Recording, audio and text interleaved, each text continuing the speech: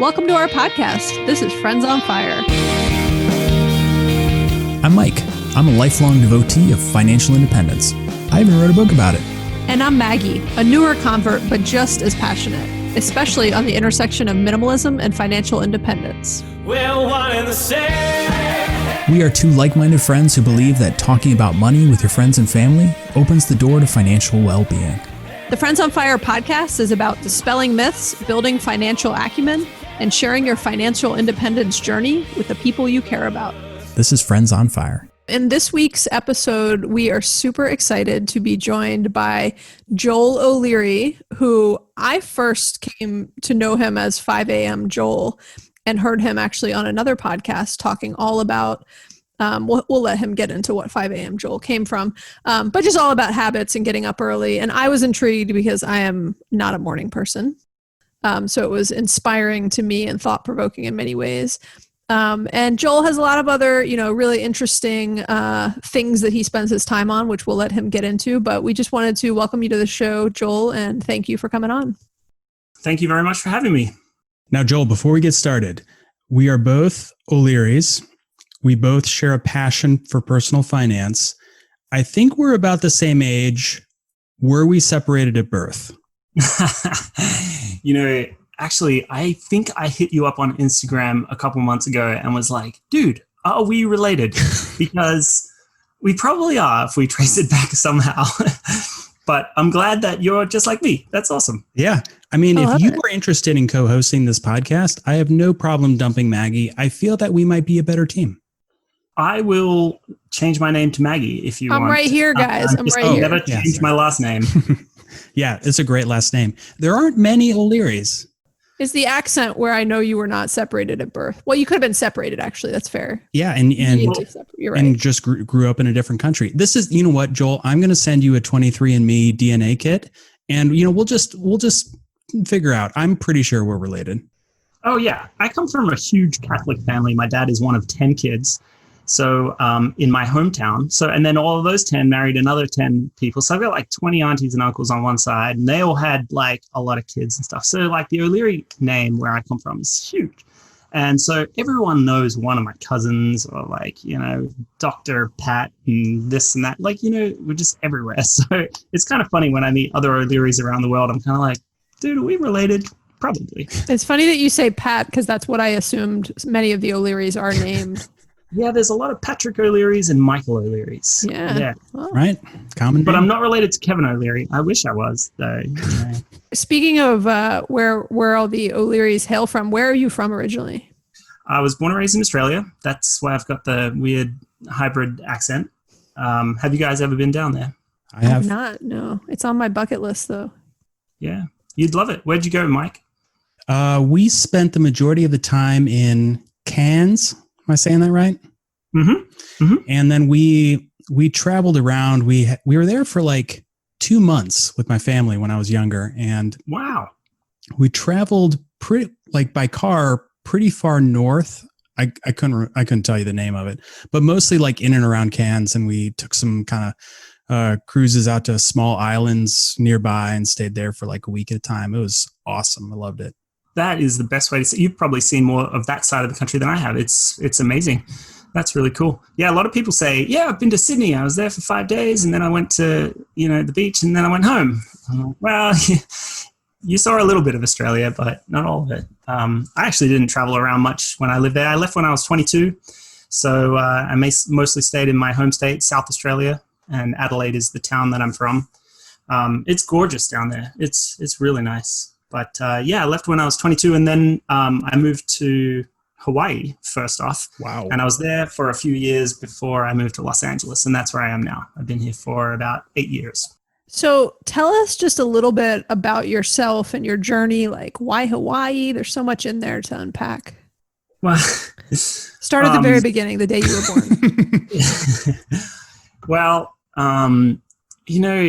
it's people wonder if I had all these well-calculated plans and moves, but I was in my early 20s and I didn't know what I wanted. So when I left Australia, it was more just sort of a running away type of thing. I never really had my sights set on living in the US for a long time. my original plan was just to go to Hawaii and stay for a year and hang out, really. But, I got a job there, and I made friends there, and I made a home there, and I met a girl there. So that's sort of when, life started just rolling. And then, this girl that I met, we moved to California together, and then we got married 5 years ago, and now I'm stuck here. So that's the story. No, I'm just joking. I was just going to say, I would use a different word than stuck when you tell that story to her. No, it's more like she's stuck with me now. So, my wife, then girlfriend, was just finishing University of Hawaii. And so we stayed in Hawaii together for a couple of years before moving to California. She was born and raised here, so we wanted to move closer to her family. I never thought I'd be in Los Angeles.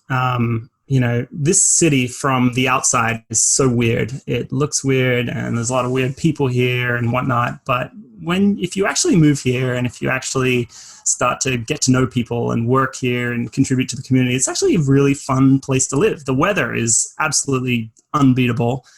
Sure, there's a lot of superficial people, and there's a lot of industry crap that you got to put up with. But LA is a great place. There's a lot of opportunity here.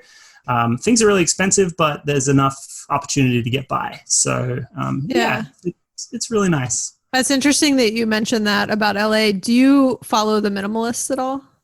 No. So have you heard of them? I have, but tell me more. So they, I think their names are Joshua and Ryan, and I read their books like early on, like a really long time ago when they were first starting out. They had a really, really popular podcast. They still do. Have written a couple of books that are really great. And they've got this interesting story of like, they had these kind of like stressed out, busy lives, and they just kind of did a 180 and made some really big changes for various reasons in both of their lives, and were very good friends. And so they did a lot of this journey together. But they spent some time like from like Ohio or somewhere, and then they like spent some time living in like a tiny cabin, like almost off grid in Montana. And then they were trying to decide like where they wanted to live, and they decided to move to LA. And they talked a lot about kind of that point you're making of like, it was almost like the opposite of all their ideals in a way. And like everything they stood for in life, it was just different then. But I've heard them, talk just some of the points you made around like, I think you get into a community and you get into a neighborhood, and, it's not all the other things you might think of when you think of LA. Yeah. And, the same could be said about any city, really. There are good people everywhere. If you spend enough time there and you be yourself, you start to attract the same type of people that you are. And so when I tell people that I'm from Los Angeles, I think I get profiled immediately. But if you come and visit my house, it's going to be different than the tourist side of LA that you're thinking about. So, you know what? The same with Hawaii as well. A lot of people think, oh yeah, Hawaii, I've been there. I know exactly what it's like. Well, if you live like a local, it's a lot different. So, there's two sides to any city out there. So that's a little bit about Joel O'Leary. What about 5 a.m. Joel? How did that come about? Who is that person, and what are you focusing on? He's the same guy. And what about 6 a.m. Joel? Who's that? He comes around sometimes, I'll be honest. About 4 years ago, I started getting up at 5 a.m. every single morning. And why? Why? I don't mean to interrupt you there, but like, that's where I'm like, why would you do that? Yeah, honestly, it started at a late night party. I was chatting with my friend about, we were actually laughing about early morning people. We were joking about how late we were going to sleep in the next day. And, talking about these idiots who get up really early. And then he said, you know what? I actually tried getting up at 5 a.m. once, and it was kind of awesome. And I was like, what are you talking about? We were just talking about sleeping in. And he's like, yeah, no, actually, it was really good. It was just like I got all this work done, and I was crushing it in life, and I was feeling really good. And I was like, well, dude, if it's so good, why don't you just continue doing it? And he's like, oh, yeah, actually, it's really hard, really, really hard. Especially if you like staying up late, especially if you like drinking, if you've got a friends circle, For me, it's not worth it. And I was like, all right, weird. But anyway, that night somehow in our drunken conversation, we convinced each other to do a 30-day challenge of getting up at 5 a.m. every single day. And he was like, you can text me in the morning at 5 and I'll text you back at 5 and we'll like make a commitment to get up together at 5 a.m. and like do stuff. So that's how it started. And then through that 30 days, I saw so many benefits from it, and we can get into those. But like after the 30 days ended, I just kept going. It just never stopped, and it's been 4 years, I think. So 2016, I started. Yeah, it's been 4 years, almost every single day. There are some days where I'll sleep in, or I'm sick, or I'm extremely hungover. But for the most part, I'm up at 5 a.m. every single day. So let me just pause on this for a second. Maggie, will you do a 30-day challenge with me? We will text each other at 5. I already wake up at 5:30. This is not going to be a big deal for me. I go to bed at like 1 a.m. So it's going to take a big adjustment. I'm going to have to make my kids go to bed earlier. Maggie. I will text you at 5 a.m. We will wake up together. We'll talk about this. We will see the benefits. No, I want to hear you I can't commit to this kind of stuff on this. This is about Joel. No, but what's funny about Joel, what's interesting that I didn't know is that just your comment that it started as a 30-day kind of challenge or trial. And that's how I became vegan. It was a legitimate 30 days. I expected to go right back to my old lifestyle after it. I just wanted to try it out. I'd read about it in this book, and the person kind of made an offhand comment of like, just give it a shot for 30 days and see how you feel. And I was like, well, I could do 30 days of anything, So I love that 30 days, because I felt the same way about going vegan. As I was like, oh, the 30 days it had all these amazing benefits. And so I know you were being serious, Mike, and I was joking back at you, but I could see trying it.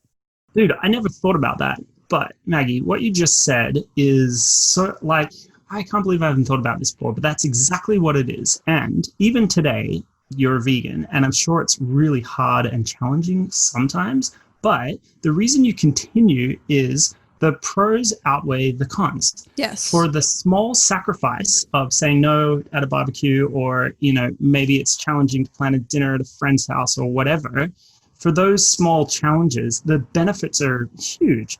So that's the same with 5 a.m. I actually don't like getting up early. The sound of my alarm annoys me. Every morning when I wake up, I'm a little negative in my head because I'm trying to tell my body that I need more sleep, and I'm trying to convince myself to stay in this warm and comfortable place. Like, why get up? And then if I push through that couple minutes of pain, which really sucks getting up early, but if I get through it, I have hours of gain, and all of these major benefits in life came from it. And this is me personally. I can't promise that everyone will feel this way, but for me, it just changed my outlook. It changed my, how I approach time.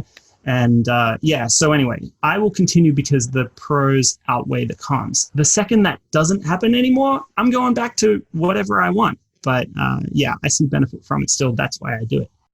Yeah, I love that perspective on it.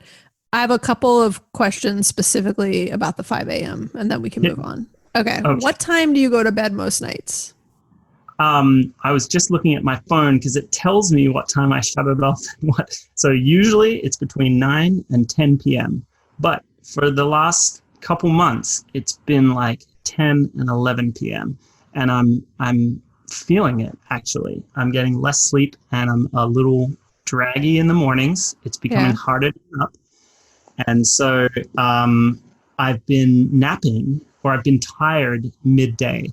And that's not a bad thing because I've got a very flexible schedule right now. But I'd imagine someone who has kids, a full-time job, and all this other stuff going on, that would be very challenging. So a full night's sleep is absolutely necessary to get up early on schedule every day.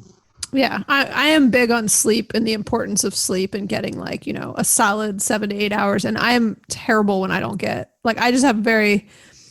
I have a sensitivity to not getting enough sleep. And so I love that you are getting your 7 to 8 hours with the 5 a.m. Oh yeah. As someone asked me on another podcast, they were like, hey, if I've got a brand new baby that's waking me up every, few hours and I'm low on sleep, how do I get up at 5 a.m. each morning? I was like, you don't. Yeah. day and you sleep. And that is not the right time to start a 5 a.m. challenge, nor is it the time to like limit your sleep. So you've got to adapt to what's going on around you. But if you're in a steady job and you don't have like crazy schedules and you don't have young kids, like getting up at 5 a.m. is not that hard. Getting into bed early is not that hard. You just got to say no to those nighttime activities. And Joel, I'm also a big proponent of napping. So I go to bed early, wake up early, definitely squeeze in like 10, 15-minute nap. I feel great. Oh, wow. I can't wait 10, 15 minutes. I don't think I'd wake back up. I'm not a big napper, but you can start. I'm a big napper, but I also have a gift. I can sleep anywhere and in any weird position, like at any time. So you must be great on airplanes. Yes. If I do fall asleep on this podcast, just yell really loud. That's good. I like it. So I would love to hear, you kind of said some of these briefly and alluded to just all of the benefits. And like you said, it kind of changed your outlook on life. Like unpack that a little bit on like what you have learned from or gained from this new getting up early. So I'm gonna go back 4 years or so. So this is the first 30 days that I started. Originally, this was like the end of 2016, and I was a bit of a workaholic back then. I was in a sales job, a high-performing sales team, and the expectation was you work as much as you can to make as much money as you can. So my plan at 5 a.m. each morning was to get up and like basically bust balls at work. And it paid off. The productivity is the first thing that I noticed was I just got a ton of stuff done. Instead of at the very end of the day playing catch up on all these activities and trying to like I used to sit at the computer between 7 and 9 p.m. and just like quickly clear my inbox, bust out all these activities. And that's where people think they're really productive. But 2 hours in the morning compared to 2 hours in the afternoon is completely different. It's not catch up work. It's more like preparation and planning and stuff like that. It's like lining up all these dominoes that fall down a little bit easier throughout the day. So it was more like that. Productivity was great. I started crushing it at sales. All my meetings were well planned for and prepared. I started learning my morning routine then included sort of some self-learning, and I wanted to learn how to invest and learn a bit more about real estate and listen to podcasts and read books. So as I started taking on more knowledge, I started to crush it in other areas. It wasn't just work. It was more like stuff for me. I could get a ton of house chores done. I could think about like, what is the first thing that my wife's going to do when she'd wake up? I wonder if I do it first for her, she won't have to do it when she gets up. So little things like that where you just start to like improve your life. So sort of there's this synergy that came in, and then health came into it as well, because you've got a ton of time and time is on your side. You can actually work out. And I'm not talking like 2 hours of working out or major sports activities, 20 minutes of walking, push-ups quickly in the morning. These are tiny little things that have massive, they make you feel good all day long.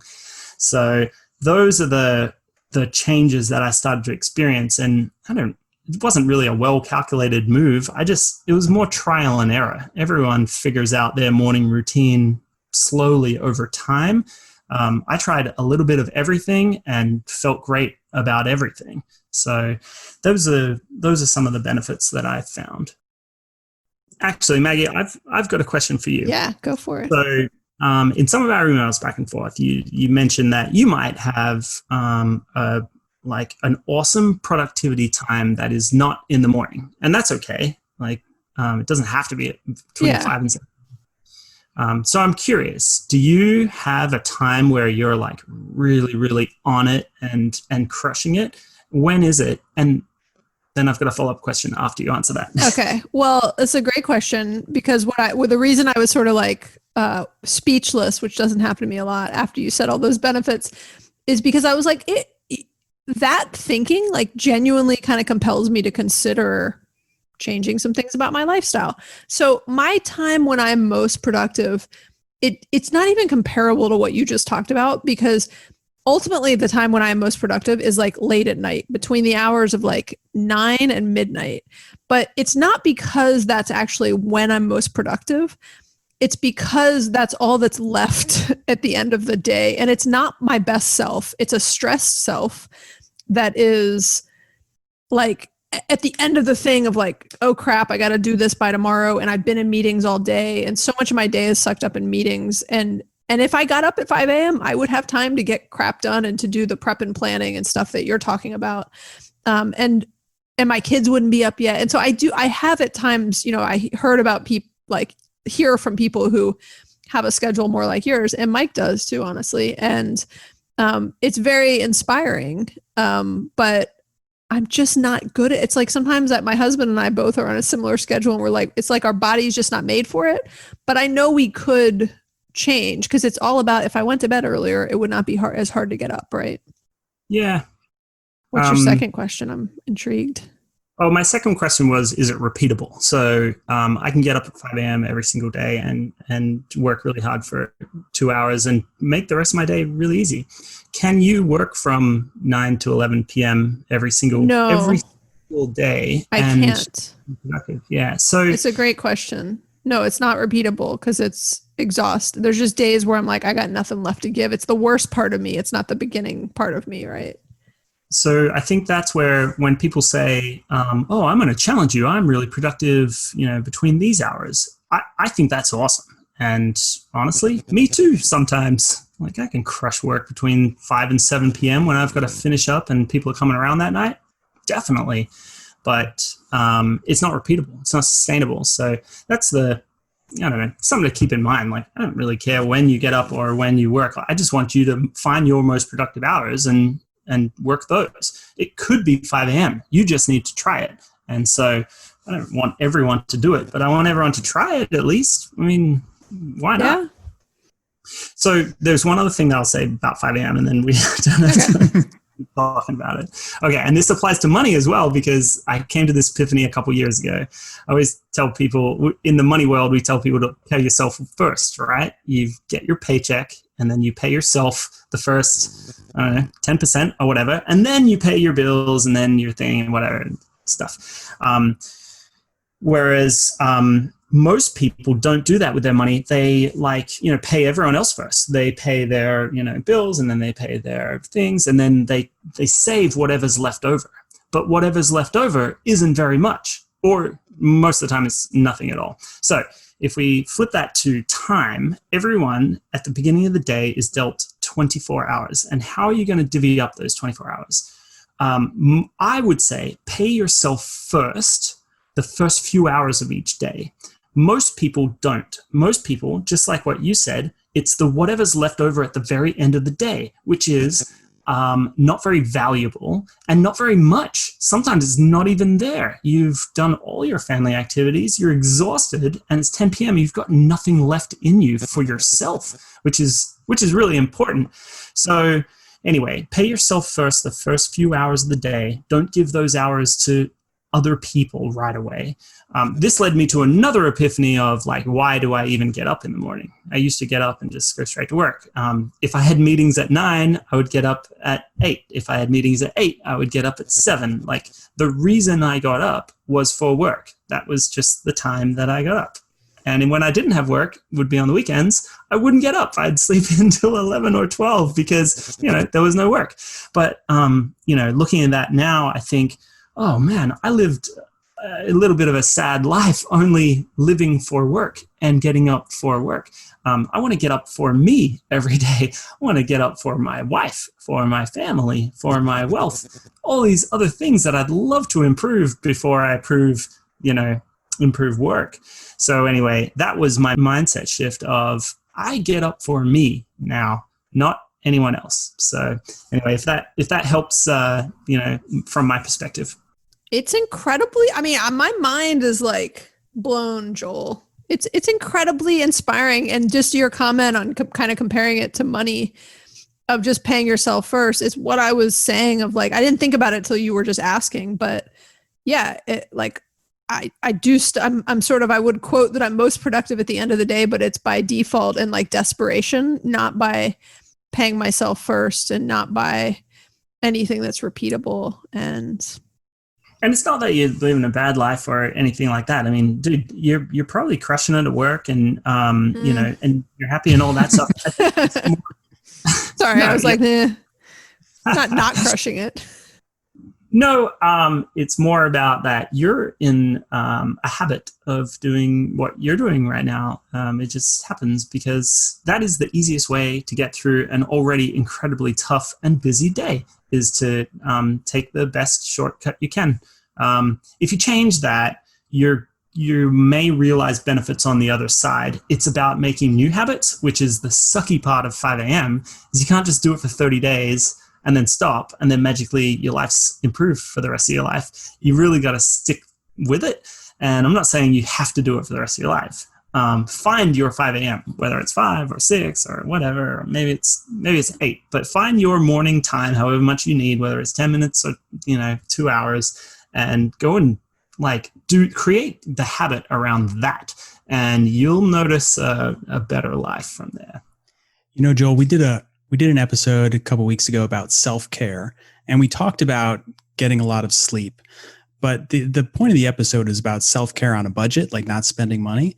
But you raise like a really interesting perspective that just by adjusting your behaviors and habits and the way you approach the day, you can take very good care of yourself and allow you to find the opportunity to do all these things that rejuvenate you and give you energy. And so I really like the way you frame that up, and it's very interesting. It's very cool.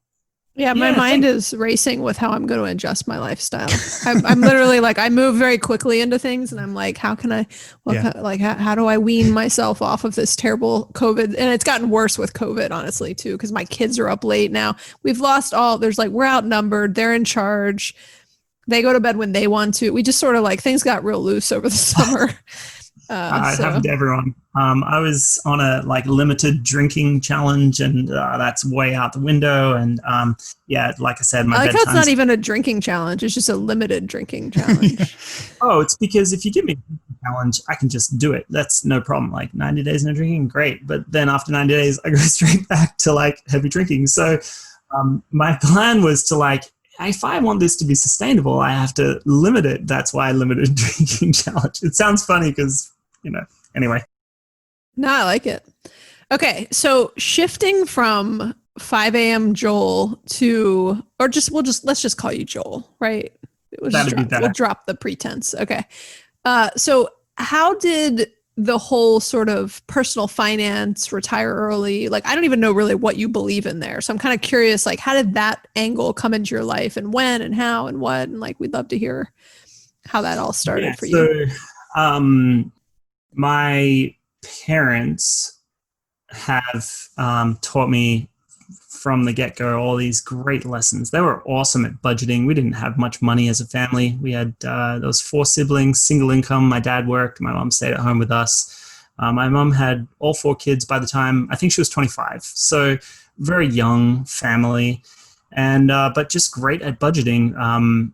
They didn't ever really get into debt, and they were pretty open about talking about their finances. So my mom mostly, I remember teaching me how to just budget and save and work hard. And so all these principles that I learned as a kid just set me off on this pretty good course from the get-go. I didn't know there wasn't a word for it. I guess you could call it just good personal finance, but I just always had good personal finance. So from when I was earning money, spending less, I didn't really know what to do with the rest, but I never got into debt. My income was always bigger than my expenses. So I was set off on a good course. I taught myself how to invest a little bit. I was really passionate about real estate and, sort of got into the stock market a little bit and whatnot. But it really kicked off about 3 years ago when I was listening to the Bigger Pockets podcast about real estate, and they said they had a new podcast, Bigger Pockets Money. And that's when I started hearing people refer to financial independence and retire early. And I remember running home and telling my wife, like, oh my gosh, there's other people out there that think and talk the same way we do. And they have numbers and retirement dates and spreadsheets. And there's actually a reason behind all of this stuff. And you know what? The cool thing is we're like halfway there. So we don't even really need to make any massive changes. And so the FIRE lifestyle, I kind of been living a little bit of it my whole life. My parents taught me how to be an independent, self-sufficient human being. So all credit to them. But the financial independence angle is sort of like, maybe I'm just jumping on the bandwagon because that's the hot name right now. But it's, it's been in me all along. It's funny that you share that because we've, I think, talked about it before on the podcast too, that we have similar, I mean, Mike's story is a little bit different because he came out of the womb doing this. His parents retired when he was very young, like in their late 30s, early 40s, which is very rare back then, back in the olden days, you know?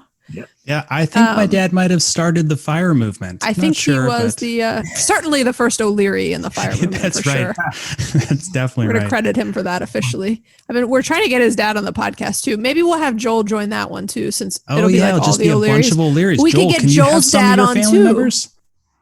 Yeah, actually a podcast of only O'Learys, I think, should be a whole separate podcast. We should start that up, Mike. I love it. I like it. But it's funny what you say, Joel, because I was in a similar boat of like, I've just sort of had a lot of these practices my whole life. And I actually worked with Julian and Kirsten from Rich and Regular, which I don't know if you've heard of them, but they're awesome. And so we all worked at the same company they recently left. And so I knew about their blog and like started reading that and following them. And then I was like, oh, there's a term for this. I've always been kind of frugal and like, not just frugal, but just very responsible, or I don't know what you call it, whatever. Similar like ideals to what you had as a kid.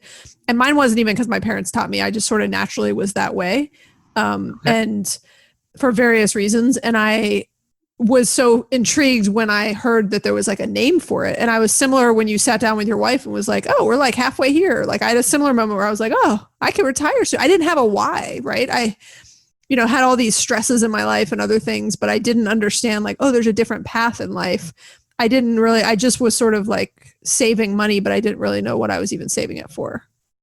Yeah, I think there are a lot of people out there that go through maybe a traumatic event that was very swift, and it shifted their mindset and put them on the right money path. A lot of people that are coming from like bucket loads of debt and they've got horrible habits, and the shift that they had to go through to change into good money habits to get out of debt.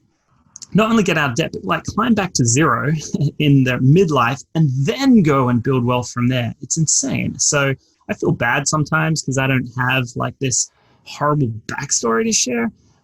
It really was just simple, knowledge that was given to me from my parents. Don't get me wrong. It's hard work. I didn't go to college. I don't have a college degree. I busted my balls in sales for, 15 years. I'm exhausted. It's hard work building wealth. So it was never easy for me, but I was pointed in the right direction.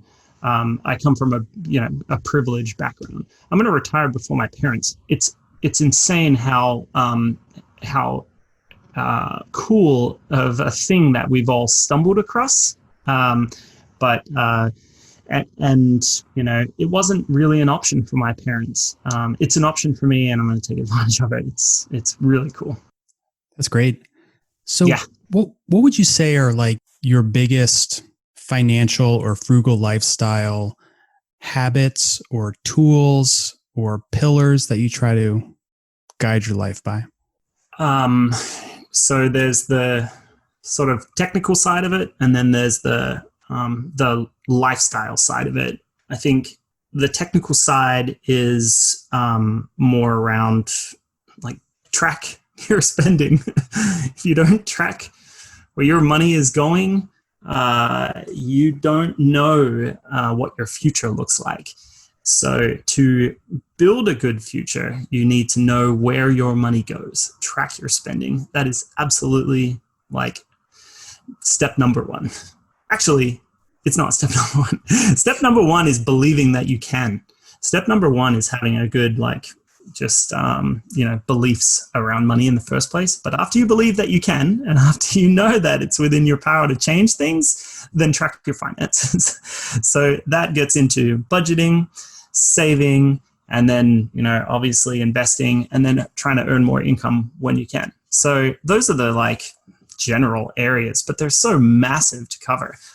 What I'm more focused on today, and actually I think 2 or 3 years ago, that was kind of my, when I stumbled across financial independence, I was like, ooh, numbers, spreadsheets, dates, calculations. I love all that stuff. But then you get outside of the numbers and you think, well, hang on a second. I'm just waiting for this big event one day, which is when I reach financial independence, and then my whole life is going to change and be awesome and be better. I started to think, well, why can't I have some of those benefits now? And why can't I be happy now? So my focus right now on the FIRE journey is more around the lifestyle. It's less about the numbers, because I'm on the right track. Now I'm also figuring out how to be happy along the way. So my biggest focus right now is happiness, no matter how much money I have, no matter what my financial situation is. I want to live my happiest and best life. Do you know what I mean? Yeah, absolutely. I totally know what you mean. And we, I don't know if you listen to the Pioneers at all, but they have been very influential, and we interviewed them once on, even just with me in the past, year or so, on the idea of enjoying the journey, right? It's not just about the destination and you hitting some magical mark, like you said, where you all of a sudden are like, I'm going to quit working now, or I'm going to have more flexibility or whatever. And I just love the point about kind of the lifestyle side of it, and enjoying and having those benefits now, as you said, I think is super important. And I think a lot of people miss that. I certainly did when I joined the FIRE, train, if you will. I was focused on the financial independence state, and I thought when I hit FI, I finally be able to do whatever I want. I can work wherever I want.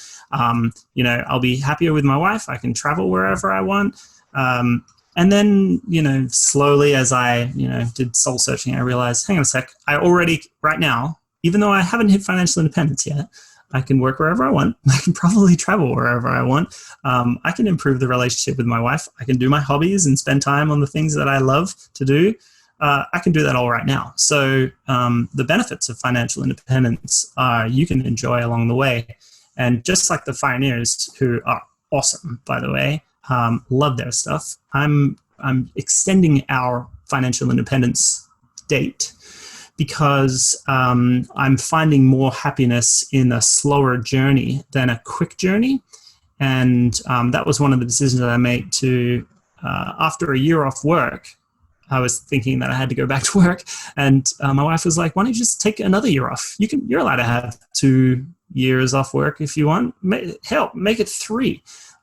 Let's, we're still going to hit financial independence early in life. We're going to have an option of an early retirement. So why rush it? Let's focus on what makes us happy now, and then also really what fills our life with joy. And let's start building that now versus building it later. So that's I love talking about that side because it's a side that not many people see. Yeah, and it's the I think in so many things in life, people kind of go towards extremes of things, and there's so much in the middle, right? And middle may not be the right word, but there's just so much in between, right? There's so many other options and paths, and I think the idea of not thinking that you have to be incredibly strict and only do it a certain way, and knowing that there's a lot of flavors in between that can work for everybody is just incredibly helpful for people to understand that there's a lot of options and paths. It's empowering because some of these blogs and things that you read, you think there's only one way to do it. And then you feel bad if you're not following that path. And then there's self-doubt breeds in. And so that's why I think it's healthy to have an array of financial independence bloggers and podcasts just like yours. You share the word because there's people out there that don't fit in with the other extremes, and, they want to follow the middle, or they're getting good advice from that. So yeah, everyone's path is different. And I'm glad I realized that early because, doing what everyone else was doing led me off course a couple times in life. And it's just, so figuring it out myself is a better way to go. With my wife, of course. Actually, another thing that like catapulted my, our financial journey was getting married and talking about money a lot more.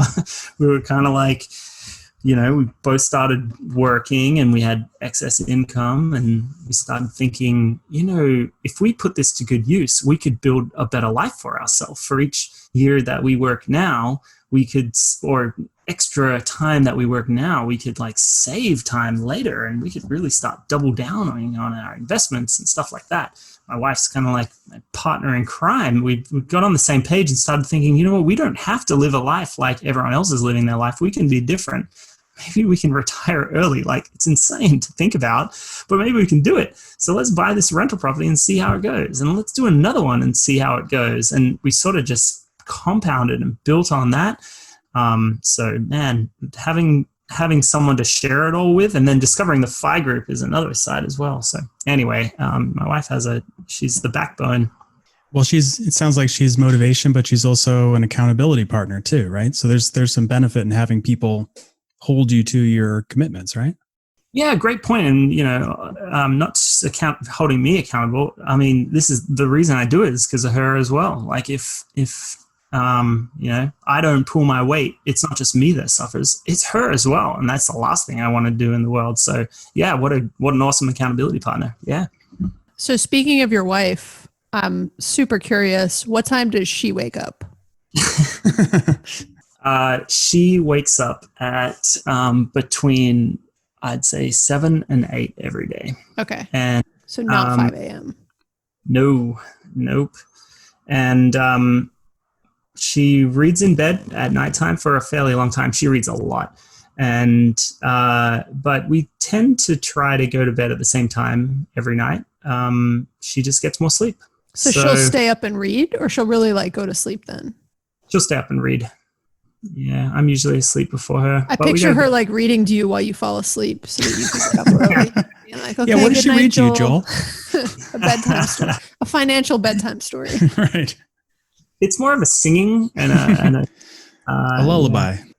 Yes. Yeah. And I've had a few beers by then, so it sounds great. What is? Love it. Okay. Sorry. I keep going back to the what time you wake up. I just can't stop thinking about it.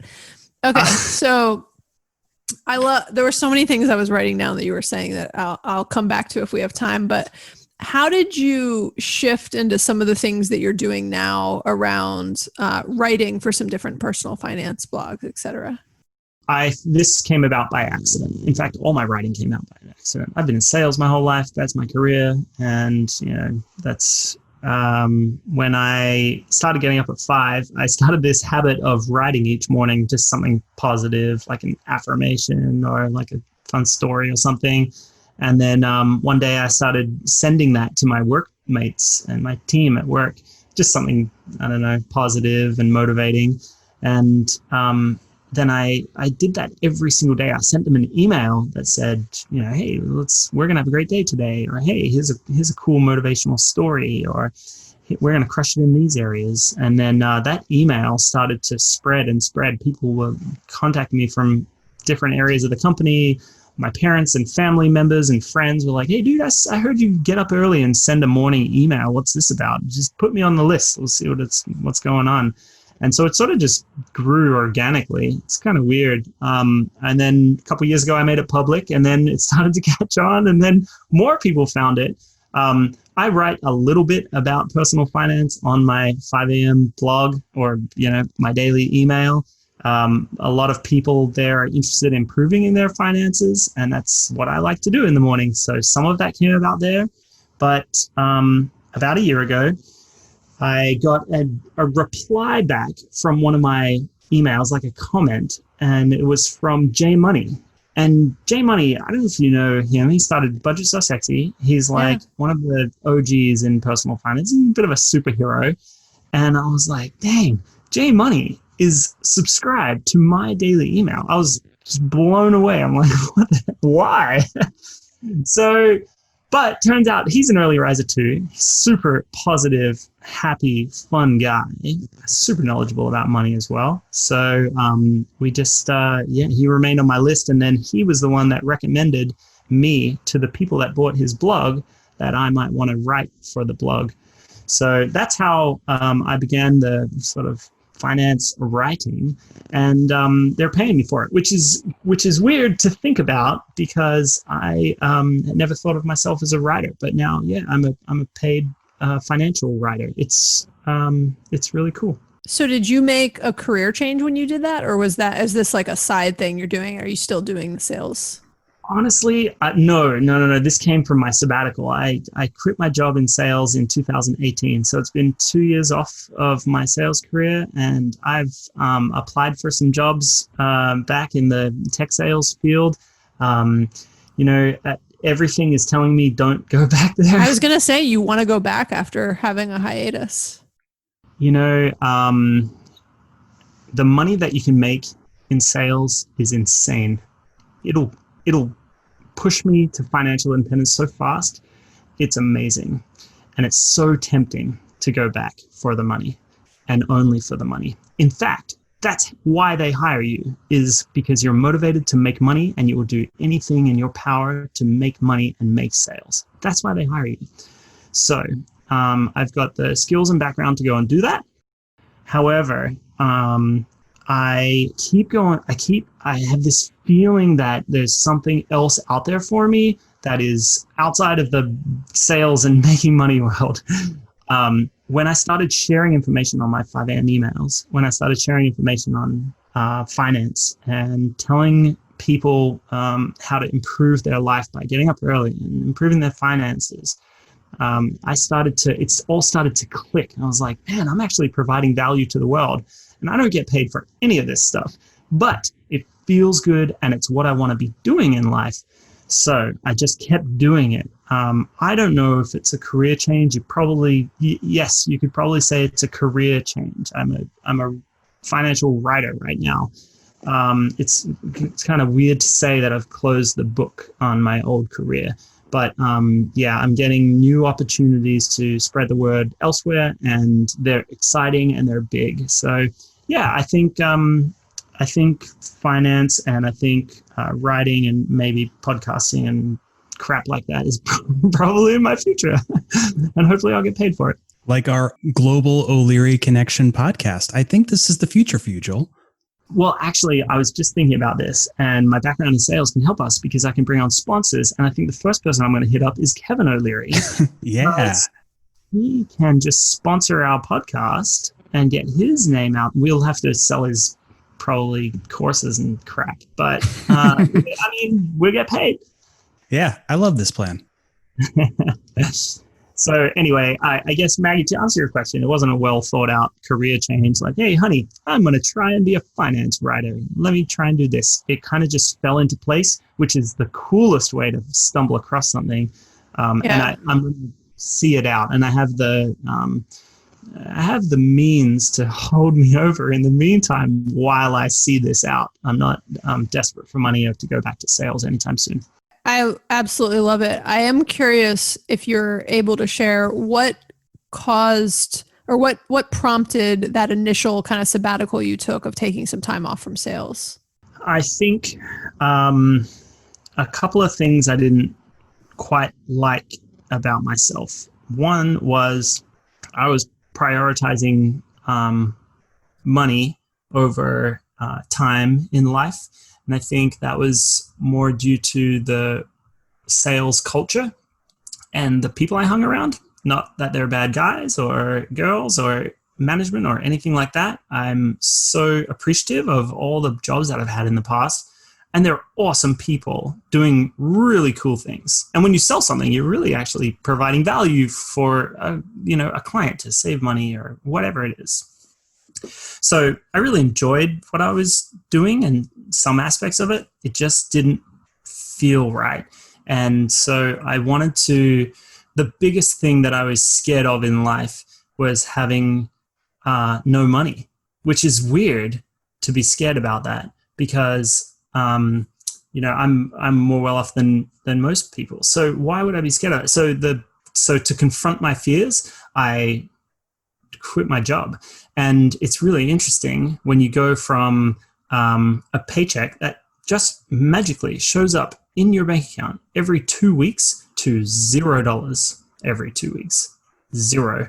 And I missed 100 paychecks in a row. And that is enough to freak you out and get you thinking about what's really important in life. So I think it was more around, I just need to step away and remove work from the equation, remove income from the equation, and figure out, like, what do I really want to be doing? And it was perfect timing. It was the summer. My wife's a teacher, so she was going to be off. We wanted to travel a little bit. So that sort of kicked off our sabbatical. It was supposed to be 12 months, and if it wasn't going to work out, I was going to go back to sales. And I tried. So, that's I just needed a break. I think it's really courageous that you took that leap, right? And that you could kind of confront even your comment on, that you could recognize that you were kind of afraid of losing it all or not having money. And you confronted that fear by walking away from something that was giving you money, but that also was, had all these other bad things that came with it. So, yeah, it's not roses when you quit your job. You're still you still got to figure out what you want to do with your time and all that stuff. People think quitting your job and taking sabbaticals is this awesome thing. Well, you've got to figure out getting back to work after that, which is really tough. And you also have a bunch of mentors and, extended family members that'll come to you and be like, are you sure you're, really want to do that, son? Like back in the day, I wouldn't hire someone if they just took 1 year off work to go travel around. So I don't know, you get mixed feedback from everyone else. And it's a scary thing, quitting your job and taking a sabbatical. But if you take the leap, you're not going to die. You can always go get another job. It might set you back a few pegs, but hopefully the epiphanies that you have in the meantime and the life lessons make up for it. The value that I saw in a year off work it's actually invaluable. You can't pay for it. It's amazing priceless. How much from it. It's priceless. Yes.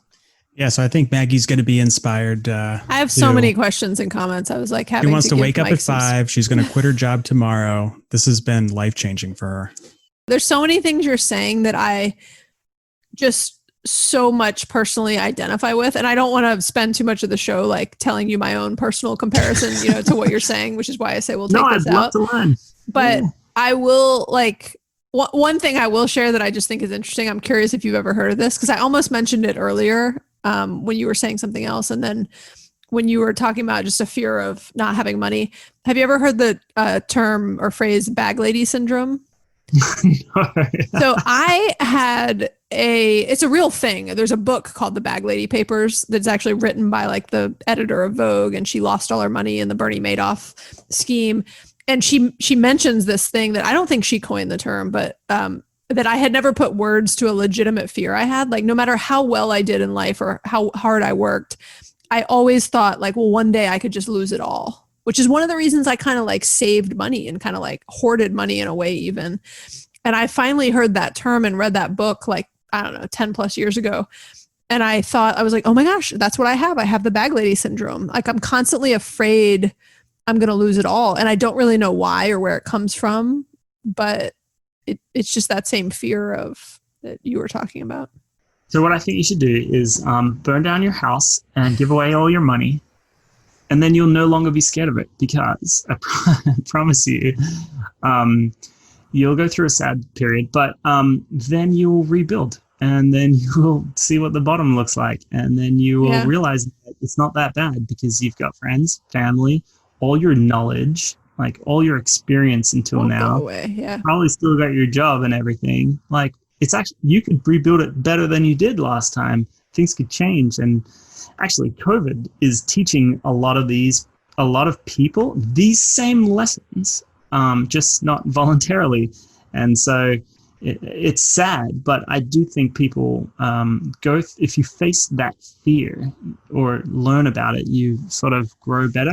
I surf a lot, and I'm deathly scared of sharks. But I surf a lot. And, because I'm scared of sharks, what I do is I study them, I learn about them. I want to go shark diving with them. I kind of want to see one in the water. Like, I don't want to get bitten. I don't have a death wish. But confronting that fear and understanding them makes me feel better about it. When I look at statistics and things like that, I'm not going to let that fear stop me from, going surfing or doing something that I love. And so anyway, yeah. And by the way, I didn't have this in mind when I quit my job. I was like stressed out, workaholic guy who needed a break. This is just one of my epiphanies. I look back and I was like, oh, that was an awesome move because I needed it. You know what I mean? Yeah, totally know what you mean. There's one thing you said, Joel, that I've just been thinking about a lot lately. And you made a comment earlier that said, it's hard work building wealth. And you talked about kind of how hard you worked in sales and other things and to get to the point you were at. And I've been thinking about it a lot lately. I'm just curious for your perspective on this. I feel like lately there's a lot of content, particularly like in the FIRE space, or not in the FIRE space, in the personal finance space, almost that's like multi-level marketing schemes, like get rich quickly, just all these things where you're like, I think about kind of how I've been able to meet my FI goals, and it's through just good old-fashioned hard work, right? And like committing myself and being driven and like at times putting in too many hours, like you said. And I'm just curious for your thoughts on that, because I just think we're bombarded with so many people that are like marketing themselves as the person that's going to teach you how to get rich quick versus the actual way you retire early is through hard work. Actually, I'm glad you brought this up because I thinking along the same lines recently with a lot of people on the FIRE path that think that magically one day when they hit FIRE, they don't have to work anymore. Well, as someone who quit their job and had nothing else to do, the work is still there. Hard work. Life is hard work. If you want to travel full time, you've got to put in a lot of work in research and booking all your stuff and schedule changes and talking to a lot of people and emailing a lot of people and everything. Like, life itself is work. You've still got to do your laundry. You still got to clean your house. All of these things, life is work. I used to have I call it a negative attitude towards work. It wasn't. It was just unhealthy. I used to think that work was the enemy in life. The sooner you can stop working, then you can start living, right? And then I shifted my mindset and thought, work is a tool. Work is the reason I am where I am right now. Work is on my side. Work is what I want to make it. And it's going to continue no matter what my financial situation is. Go speak to any person. In fact, in Los Angeles, there are a ton of millionaires. There's multi-millionaires. They all live within walking distance from, any house here.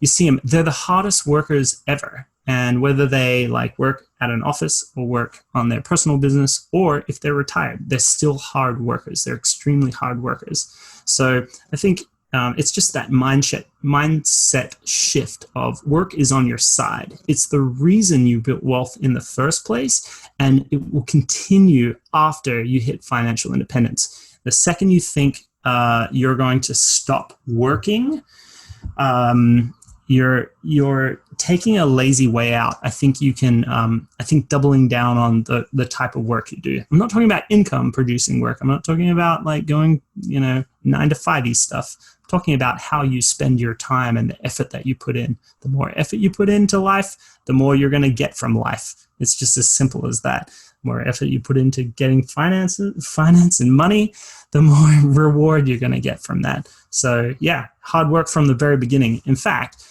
that's one of the founding principles of financial independence is just work your little butt off. I'm not talking go make yourself miserable. I'm just talking about put effort in, provide value to people. People will pay you for it. That's how you get ahead. So yeah, I'm totally on the same page with you, Maggie. Is that where you're going?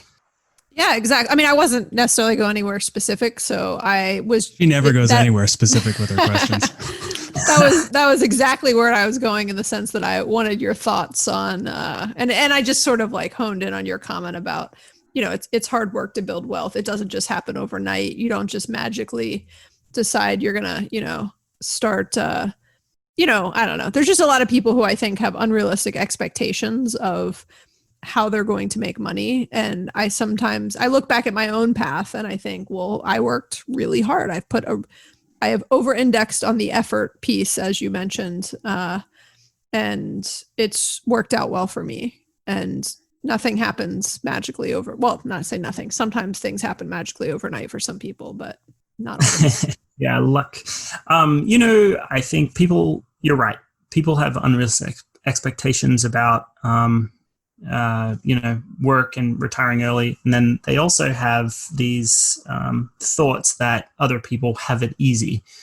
My advice is your financial journey has nothing to do with what other people have or don't have, or how easy they have it or how hard they have it. Your financial journey has to do with what you were dealt with, and you got to go improve on that. And some of it is extremely unfair. Some of it, people are blessed, like myself, with being pointed in the right direction and being taught good habits. No matter what, it always will involve hard work. I had it easy because I come from a privileged background, but I was pointed a simple path, but it was not easy. I put in the work for what I have. So, yeah, I think, unless you won the lottery and you really had it easy, then yeah, money doesn't come easy. It's a lot of hard work. Yeah, money doesn't come easy. It's a lot of hard work. Yeah. Or as my dad used to say, there's not a money tree in the backyard, which was his answer to everything. I'm probably painting the picture that I'm this extremely hard worker. I've got a part-time job right now, and I'm a bit of a surf bum right now.